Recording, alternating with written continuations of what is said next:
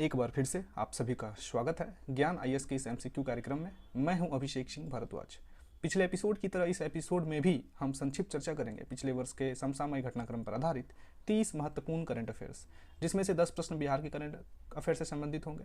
तो देर न करते हुए शुरू करते हैं और देखते हैं पहला प्रश्न।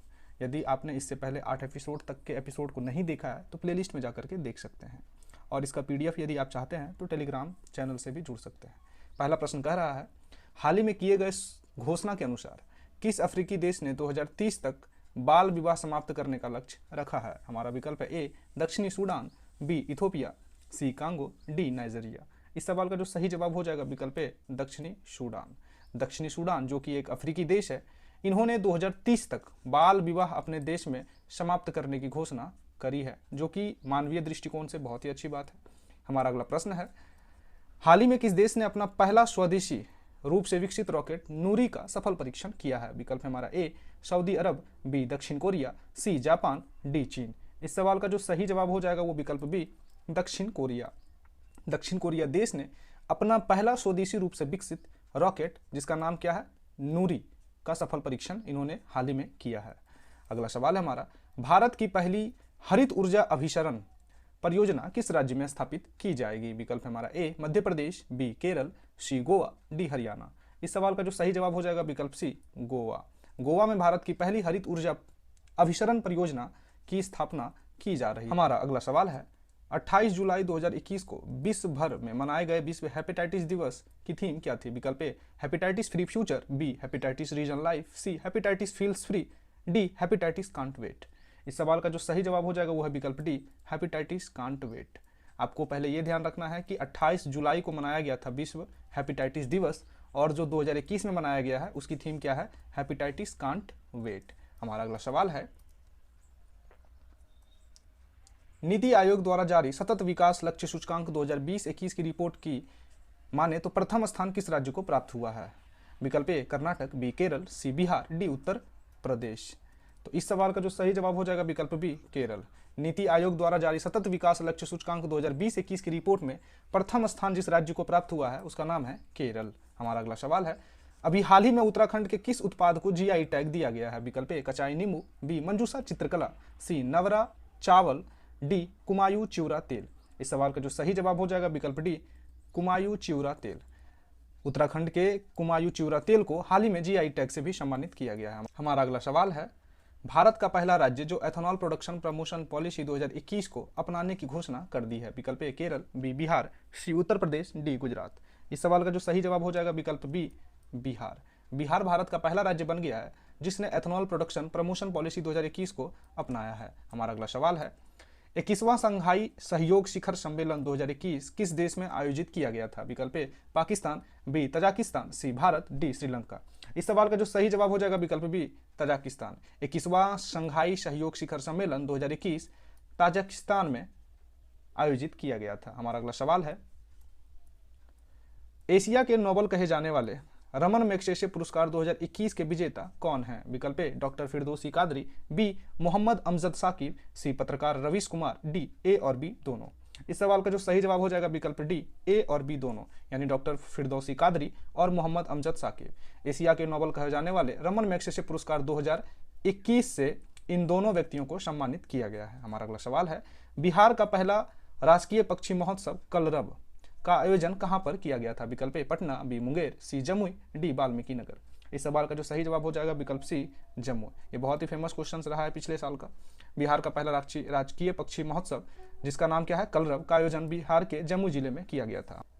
हमारा अगला सवाल है, भारतीय नौसेना ने किस पहले विध्वंसक पोत को सेवा मुक्त कर दिया है? विकल्प A INS Rajput, B INS Karanj, C INS Kalvari, D INS Khanderi. इस सवाल का जो सही जवाब हो जाएगा विकल्प ए INS राजपूत। भारतीय नौसेना ने पहले विध्वंसक पोत INS राजपूत को सेवा मुक्त कर दिया है। हमारा अगला सवाल है, UAE ने अपने अंतरिक्ष मिशन के लिए किस पहली महिला अंतरिक्ष यात्री के नाम की घोषणा की है? विकल्प ए दिलसाद अफीम, बी इनायत खानम, सी नौरा अल मतरौसी, डी इनमें से कोई नहीं। इस सवाल का जो सही जवाब हो जाएगा विकल्प सी नौरा अल मतरौसी। UAE ने अपने अंतरिक्ष मिशन के लिए पहली महिला जो अंतरिक्ष यात्री के नाम की घोषणा करी है उनका नाम है नौरा अल मतरौसी। विकल्प हमारा सी इसका सही जवाब हो जाएगा। अगला सवाल है हमारा, महात्मा गांधी की 152वीं जयंती पर यानी 2 अक्टूबर 2021 को खादी से बना दुनिया का सबसे बड़ा राष्ट्रीय ध्वज कहां पर फहराया गया था? विकल्प ए नई दिल्ली, बी जम्मू कश्मीर, सी लद्दाख, डी गुजरात। इस सवाल का जो सही जवाब हो जाएगा विकल्प सी लद्दाख में।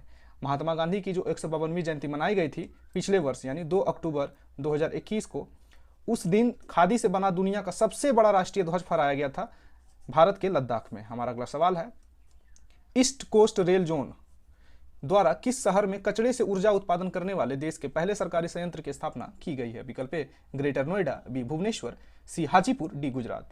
इस सवाल का जो सही जवाब हो जाएगा विकल्प बी भुवनेश्वर।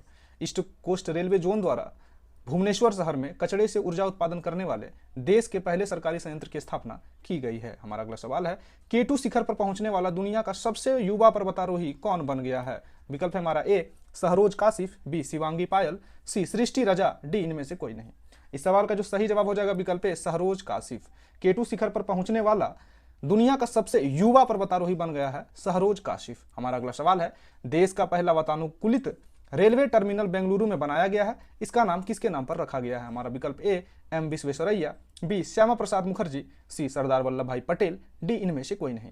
इस सवाल का जो सही जवाब हो जाएगा विकल्प ए एम विश्वेश्वरैया। देश का पहला वातानुकूलित रेलवे टर्मिनल बेंगलुरु में बनाया गया जिनका नाम एम विश्वेश्वरैया रखा गया है। हमारा अगला सवाल है, विश्व प्रेस स्वतंत्रता सूचकांक 2021 में भारत का कौन सा स्थान रहा? विकल्प ए 135वां, विकल्प बी 140वां, विकल्प सी 142वां, डी इनमें से कोई नहीं। इस सवाल का जो सही जवाब हो जाएगा वो है विकल्प सी 142वां। विश्व प्रेस स्वतंत्रता सूचकांक 2021 में भारत का जो रैंक था वो 142वां था ऑल ओवर वर्ल्ड में। विकल्प सी इसका सही जवाब है। अगला सवाल है हमारा, 51वां दादा साहब फाल्के पुरस्कार के विजेता निम्नलिखित में से कौन है? विकल्प ए अक्षय कुमार, बी अमिताभ बच्चन, सी रजनीकांत, डी शाहिद कपूर। इस सवाल का जो सही जवाब हो जाएगा विकल्प सी Rajinikanth. South India star 51वां Dada Saheb Phalke पुरस्कार के विजेता रजनीकांत हैं। हमारा अगला सवाल है, इटली ने भारत में अपना पहला मेगा फूड पार्क की स्थापना किस राज्य में की है? विकल्प ए गुजरात, बी तमिलनाडु, सी बिहार, डी आंध्र प्रदेश। इस सवाल का जो सही जवाब हो जाएगा वो विकल्प ए गुजरात।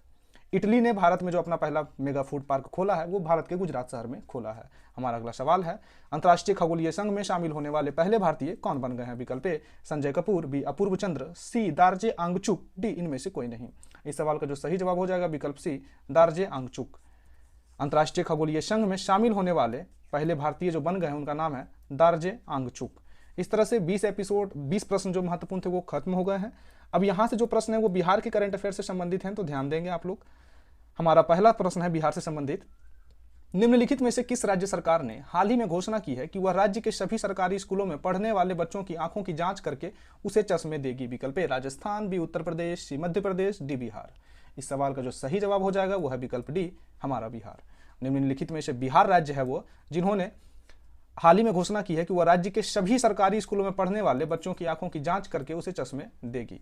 अगला सवाल है हमारा, राजगीर में स्थित जू सफारी का लोकार्पण कब किया गया था? विकल्प ए मार्च 2021 में, बी अप्रैल 2021 में, विकल्प सी मई 2021 में, डी इनमें से कोई नहीं। इस सवाल का जो सही जवाब हो जाएगा विकल्प बी अप्रैल 2021 में। राजगीर में स्थित है जू सफारी जिसका लोकार्पण अप्रैल 2021 में किया गया था और इसे अब पूरा कर लिया गया है। हमारा अगला सवाल है, भारत का पहला डॉल्फिन रिसर्च सेंटर बिहार में कहां पर स्थापित किया गया है? विकल्प ए वैशाली, बी पटना, सी राजगीर, डी गया। इस सवाल का जो सही जवाब हो जाएगा विकल्प बी पटना।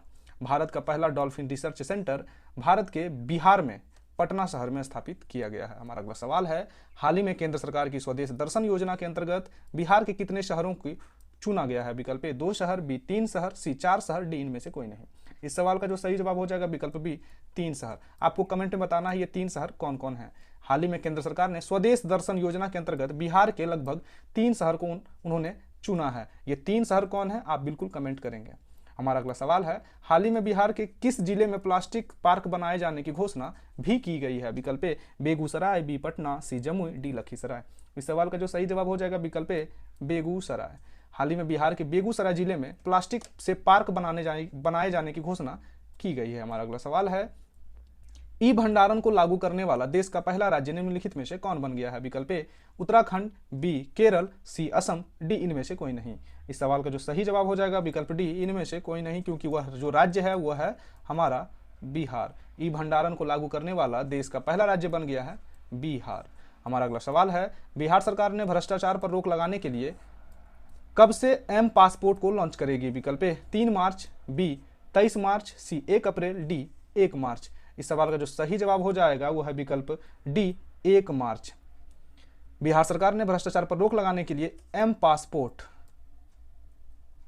को लॉन्च करेगी कब से? 1 मार्च से। हमारा अगला सवाल है, हाल ही में बिहार के किस जिले में काले गेहूं की खेती प्रारंभ हुई है? विकल्प ए भागलपुर, बी दरभंगा, सी पटना, डी गया। इस सवाल का जो सही जवाब हो जाएगा विकल्प सी पटना। हाल ही में बिहार के पटना जिले में काले गेहूं की खेती प्रारंभ कर दी गई है। हमारा अगला सवाल है, सेकंड लास्ट क्वेश्चन इस एपिसोड का, बिहार के किस जिले में doctor APJ Abdul Kalam science city का निर्माण किया जा रहा है? विकल्प ए गया, बी नालंदा, सी भागलपुर, डी पटना। इस सवाल का जो सही जवाब हो जाएगा विकल्प डी पटना में। बिहार के पटना जिले में doctor APJ Abdul Kalam science city का निर्माण किया जा रहा है। इस एपिसोड का अंतिम सवाल, बिहार में अब किस अधिकारी के द्वारा प्रमाण पत्र जारी किए जाएंगे? विकल्प हमारा ए राजस्व अधिकारी, बी अंचलाधिकारी, सी अवर निरीक्षक, डी रोजगार सेवक। इस सवाल का जो सही जवाब हो जाएगा विकल्प ए राजस्व अधिकारी। बिहार में राजस्व अधिकारी के द्वारा प्रमाण पत्र जारी किए जाएंगे, चाहे वो आय प्रमाण पत्र हो, चाहे वो आवासीय प्रमाण पत्र हो, चाहे वो ईडब्ल्यूएस प्रमाण पत्र हो। तो इस तरह से हमने 30 महत्वपूर्ण एमसीक्यू क्वेश्चंस को डील किया है, जो हमारे आगामी परीक्षाओं के दृष्टिकोण से बहुत ही ज़्यादा महत्वपूर्ण है, जिसमें से 10 प्रश्न बिहार के भी हैं। तो इस तरह से आगे भी एपिसोड जारी रहेंगे। आप सभी लोगों का ज्ञान आईएएस को सपोर्ट करने के लिए दिल से धन्यवाद।